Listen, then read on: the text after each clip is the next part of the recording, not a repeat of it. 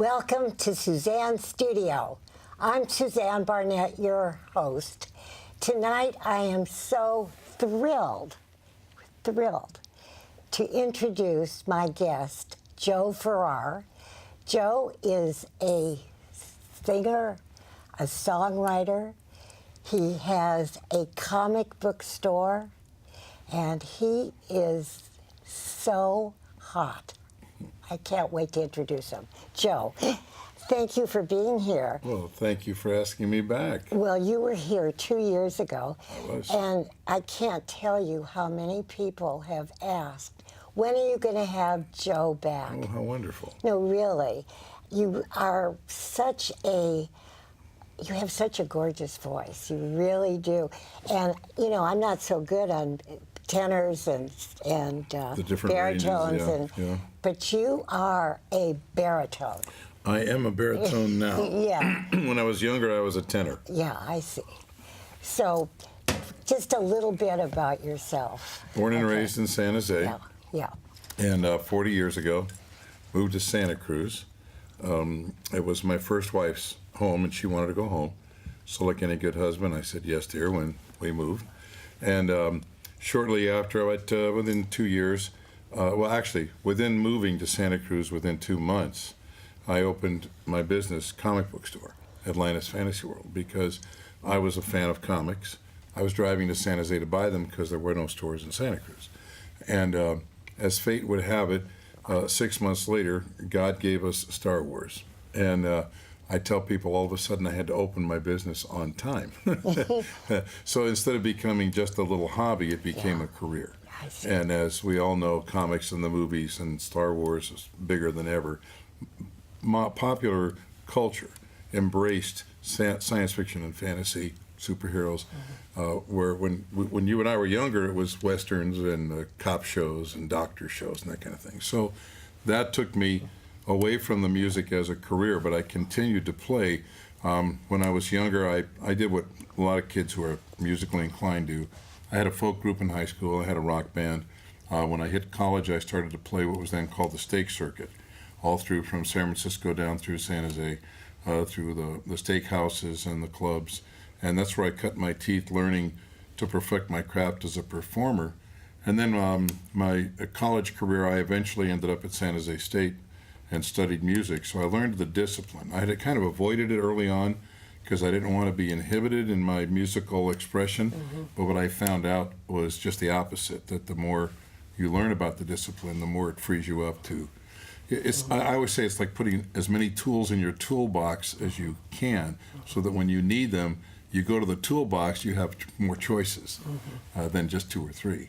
So my musical career has continued to develop, and then my comic career, it's been 40 years since I've had the comics, and I've been playing in bars. I'm 67 now, and I've been playing since I was 19 in bars, but even younger as a performer. So pretty fortunate to pursue both my passions. I'll say. And you've got a darling new wife. My wife and I have been married Dottie. 29 years. Oh, Dottie. well, that's still... Yes.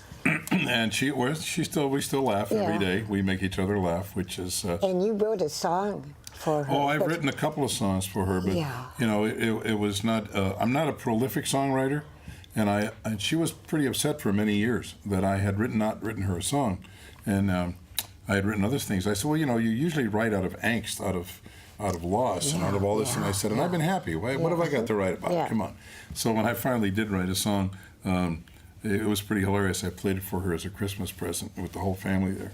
And she was simultaneously happy to have the song and frustrated that she said to me, I hear you every day when you're practicing. I never heard you writing this song. When did you write this song? How could you do this without me knowing about this? What else have you done that I don't know? That kind of stuff. Yeah, it was really funny. So, and I don't play a lot of original songs when I do the club. I do mostly what we call covers. I do songs people are familiar with because when people come to restaurants, if you go to a concert, you're paying for a ticket, that's a different story. You kind of want to hear the performer do their creative expression. When they go to a bar or a restaurant, they really want to hear familiar songs. And I will sneak in an occasional song here and there that I've written. but primarily I'm an interpreter of songs is what I feel like I am. Primarily, I'm an entertainer who will. I've had so many people tell me over the years, I've never really listened to that song before until I heard you sing it, or I like your version better than this version or that. There's just comments about the way I sing from the heart, and I'm true to the song, and that really communicates to people. And the thing is, too, that I might mention, that you sing the Star Spangled Banner at the Giants. My God, what is that like? Well, the first time it was a little daunting because Yeah. I was 32 and it was a Candlestick Park, and the delay in the sound system is very pronounced, or it was, because Yeah. Candlestick is no longer there. Right. But it was like singing in a round. Oh, say can, and most singers will wait to hear what they just sang to stay in tune. And I'm sure you've heard this before, where people start singing the anthem and they really get slow because they're waiting to hear the echo, and then they sing the next phrase, and it takes forever. And you right away you have to learn how to sing through that and not listen to that, but listen to the sound in your head. Yeah. So that was an adjustment, shall we say? But I was able to do it. It's a good thing I wasn't younger when I started, or it would have really floored me. But the quick version of the story here is I've had the privilege of singing for 30 years for the Giants, and then I was invited to be on the Sunday morning show, the pregame show by Marty Lurie, the host, and he and I become good friends since. And one of the questions he asked me, natural question, was, how'd you get started? And I told him, I called him up and they said, send me a tape. And I did, and the rest is history. Well, millions of people heard me say that. So the Giants got swamped with thousands of CDs from people who wanted to sing the anthem. So they went to a lottery system. So it's been 5 years. I haven't sung for the Giants, but that's okay, because I enjoy seeing all the youth, all the young kids choirs. There's so many people that are excited. Of course, there are 3 World Series that didn't hurt either, Yeah. But I still sing. I just sang this past Saturday for the local Santa Cruz Warriors. I sing the anthem for them.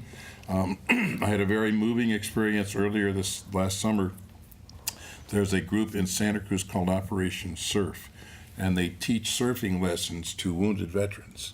And they started their opening ceremony, and I got to sing the anthem for that right there at the beach at the entrance to the wharf. And it was very powerful, very moving. So to be part of the fabric of the community and have the music be able to connect people in many ways, not just in the bars, but also there. Yeah. And, last Saturday I sang for them, but in the earlier part of the day, I sang my mother's 91-year-old cousin had passed, and so I sang at the funeral, which I have done many, many family weddings, funerals, and it's always an opportunity for me to help bring the family together. So I cherish, it's a privilege and an honor to sing at significant moments in our life histories, not just for the weddings, but also for the funerals. And it's very special to me to be able to do that. Would you sing a song now? Sing a song. How about...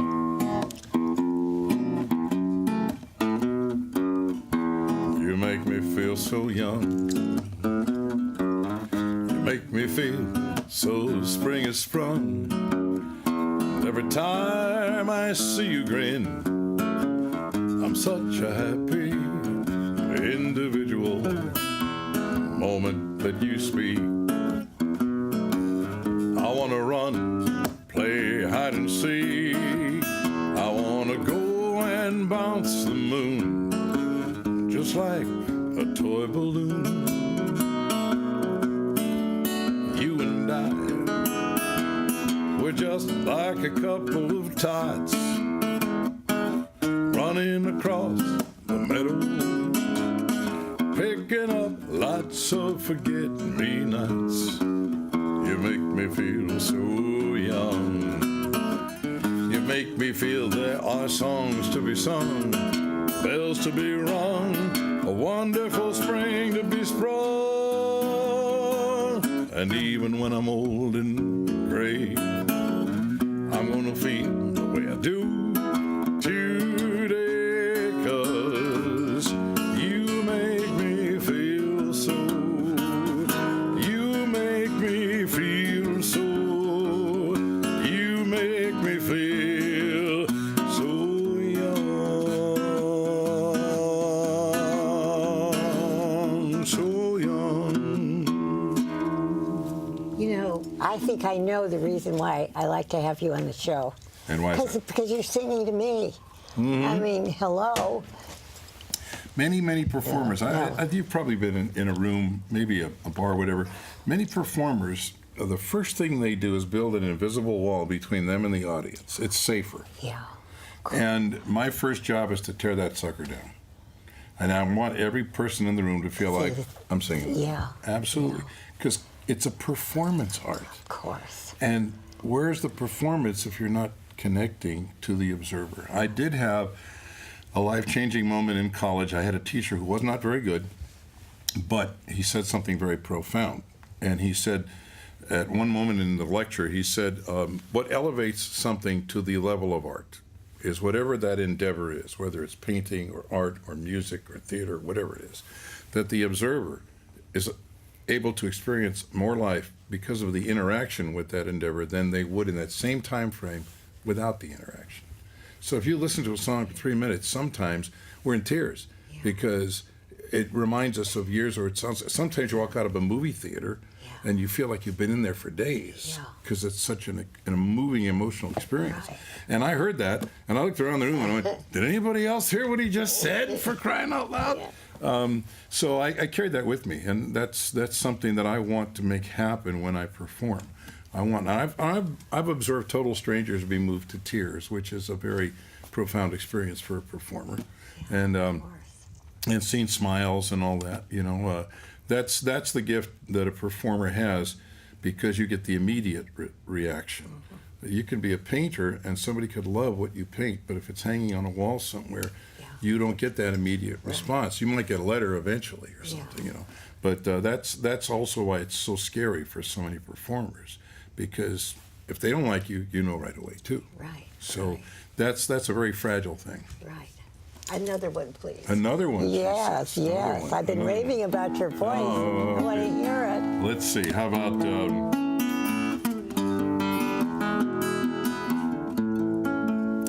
This is a wonderful song written by Harry Chapin.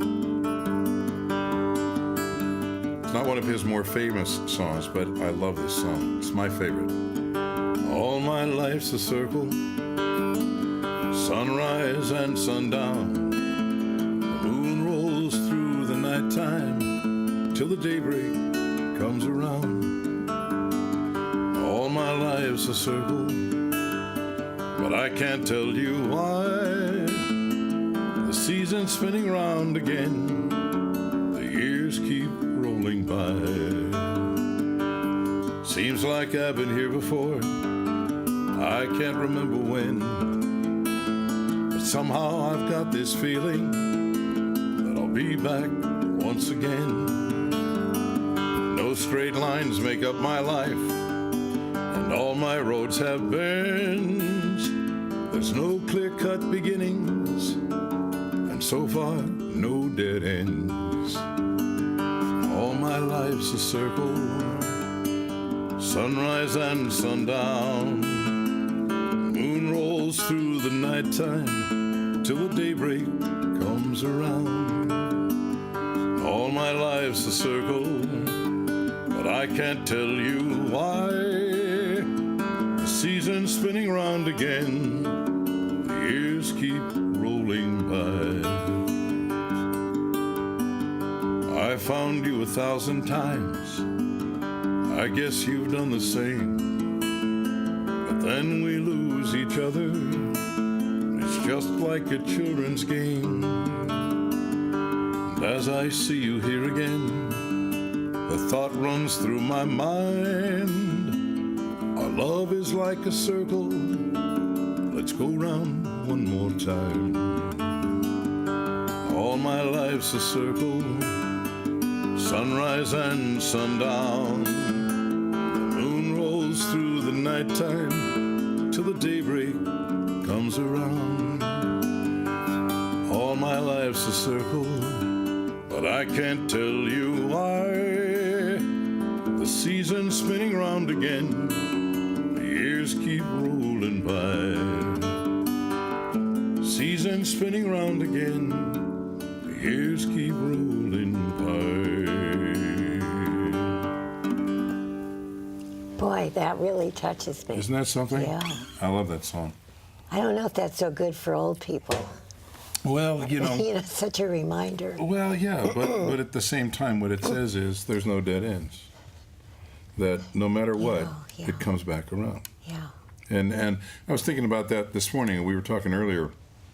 And when we're young, we have so many restrictions put on us, and our parents want to take care of us and make sure we do the right things and not expose us to dangers and stuff. And so instinctively, youth is rebellious because you want to bust out of that. I'm 18, I can think for myself. How many times did we tick off our parents, you know? And so then you get into that middle part of your life where you're in control of it, and you've kicked down all the doors you want to kick down, and you settle in, and then we start getting into the later part of our lives. And I'm 67. I've had people ask me when I'm going to retire. And I say, and do what? You know, I'm doing what I love to do. A friend of mine says, I don't go to work when I get up. My friend Sergio, he's a cartoonist for Mad Magazine. And in his delightful accent, he goes, he's in his 80s. I don't go to work. He wakes up and he just does his life. Yeah. And that's the way I feel. My comic shop, my music, everything. What else would I do? This is how I define myself. And as we get older, people try to not let us do that anymore and put us in rest homes or tell us we can't drive or tell us we can't do this. They expect us to shrivel up and not be productive. And you've had so many guests on your show that have proven that wrong. Right, right. So keep doing what you're doing. Oh, I hope so. Oh, absolutely. But the thing about you, too, is that, excuse me, you have, you're so into your music. I mean, there are a lot of people that just play because they have a good voice and they can play their instrument. But you do, I see you do yours more because what I hear is, I also hear the words, but I also hear your voice. And that's why I think you're so good. Well, I really know, I mean that. It's very heartfelt, and I appreciate Yeah, that. no, I mean that. And like I say, I've had people tell me that, and I do think it's a blessing. I'm very aware that I'm the vehicle for the song. Yeah. It's, you know, and I'll sing Yeah. any song. Some people won't sing a song unless they can show off a certain aspect of their Yeah. voice, their talent. Yeah. And you know, I really feel my talent is not anything other than I'm interpreting songs. And there are my favorite singer, people like Ella Fitzgerald and Dean Martin, people who were very casual and easy, but Ella could sing the phone book, you Yeah, know. yeah. Very talented musicians, Yeah. but also people that could communicate. Great That's communicators. it. Harry Belafonte, you know, he could communicate when he was singing. So it's more than just the notes. Yeah. I have a friend who's a piano player, and I will tell you that he never makes a mistake. He plays every note perfectly, and you're bored to death. And other people can go to sit Too down at the piano and mechanical. boom. Yeah. It's too mechanical. You gotta sing another song. One more Please. song, Yeah. sure. I was thinking, what am I going to sing for you?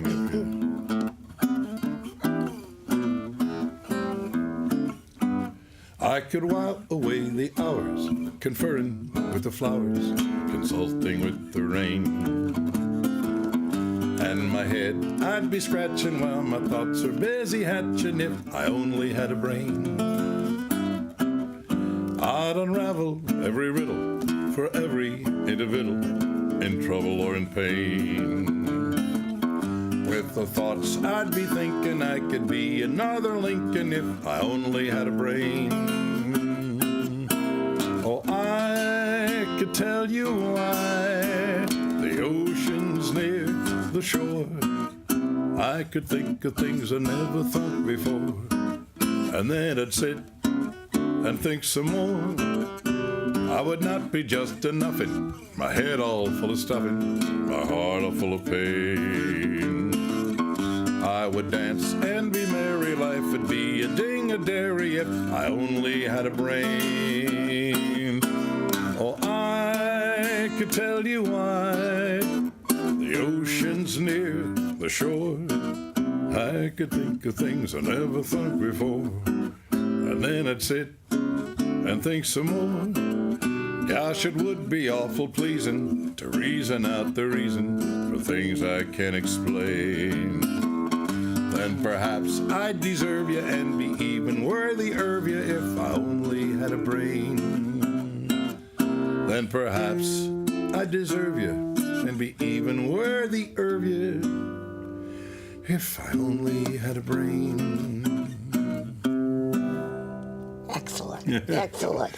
And in the clubs when we're drinking, that's a fun song. Yeah, I'll tell you that right now. of course. But before we close, we have to tell the audience about what you do for prostate cancer. I'm an 11-year survivor of prostate cancer. Oh, thank God. And yes, and 2-year survivor of 3 years from a tongue cancer, which God bless was not invasive. know Yeah, I know. We that. didn't know that. It was 11 years ago. I did prostate cancer, and I've been involved with the support group ever since. I had surgery. I've been fine. No recurrences or anything. And my connections with my comic book business allowed me to sit down with Marvel Comics, because 5 years ago they did a campaign for awareness of breast cancer, and they put some of their superhero characters in pink uniforms to raise awareness. So I said, hey, how about equal time? So this past September, I'm very excited about these, because this past September was, every year, September is National Prostate Cancer Awareness Month. So this is a Captain America that we were able to get them to do a blue cover, and the American Cancer Society put a little blurb on there. And this is good old Iron Man. Hold it close. Yeah, this is Iron Man Yeah. in a blue. And they did 5 different covers of these. I brought these 2. So I'm working right now with a couple of other companies that hopefully this year that we'll be able to do some more awareness for prostate cancer on a bigger. This was the first time there was a global campaign, because those comics were available at every comic store in the world. And you're so into that.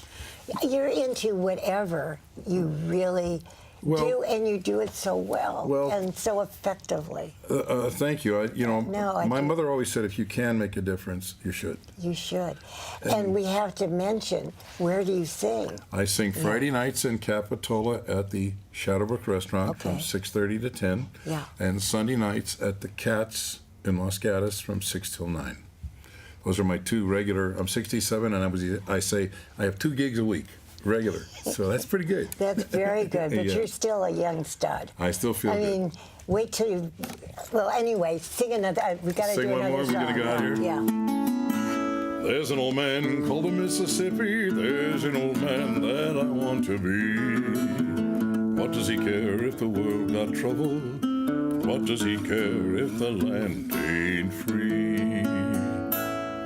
Old Man River, that old man river, don't say nothing, must know something. He just keeps rolling, keeps on rolling along.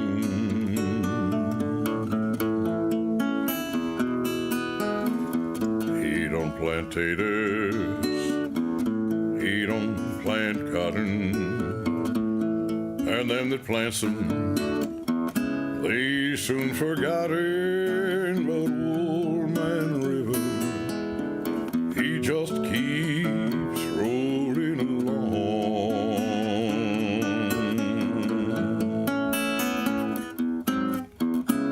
You and me, we sweating strain, bodies all aching, racked with pain. Tote that barge, lift that bale, get a little drunk, and your land's in jail.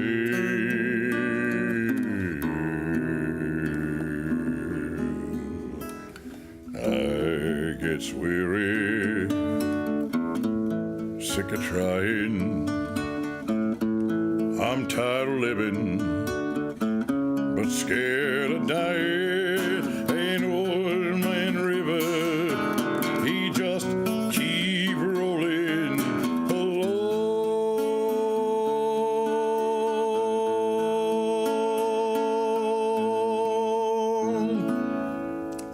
Bravo. Oh, I love your voice. I really love your voice. Thank you. I do. You know, we're nearly done, I know.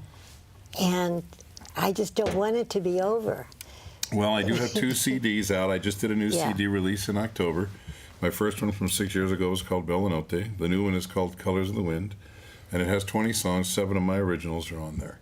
And You can. Where can we get those? Well, I have them when I play at the performances and also at my comic store, Atlantis Yeah. Fantasy World. Yeah. And you can always email me. It's Joe at Atlantis Fantasy World.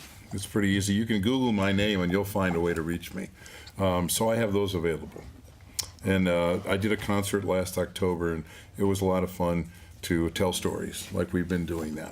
Instead of just singing, I had a chance Yeah. to tell people of memories I have for song. I didn't realize you were such a big talker. Oh, boy. You know, Suzanne, God. the hours go by, don't they? Okay, so we're just about through, but I've got to get another song out of you. All my friends said you've got to have Joe play a lot. I see trees of green, red roses too. I see them bloom, me and you. And I think to myself, what a wonderful world. Oh, yeah. I see skies of blue, clouds of white, a bright blessed day, dark sacred night, and I think to myself, what a wonderful world. Thank you so much, Joe. And I want to thank that's really touched me, that song. And I want to thank our crew. I love our crew. And I want to thank our audience for watching. And I can't wait to see you next time. Bye-bye.